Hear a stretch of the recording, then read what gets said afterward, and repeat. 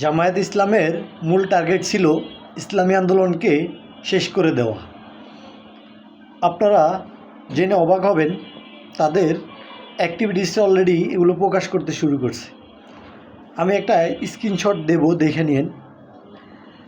তো তারা অলরেডি বিভিন্ন জায়গায় বলা শুরু করছে, চরমনায় মাহফিলে লোক কম হওয়াতে বলতেছে যে ইসলামী আন্দোলনের রাজনীতি কি শেষ?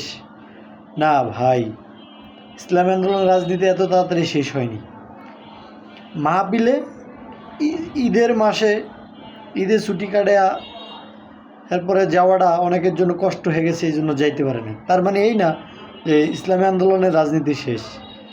ইনশাআল্লাহ কখনোই শেষ হবে না, কারণ ইসলামী আন্দোলন লুবি না যে রাজনীতি শেষ হয়ে যাবে। যারা লুবি তাদের রাজনীতি শেষ হবে। ধন্যবাদ।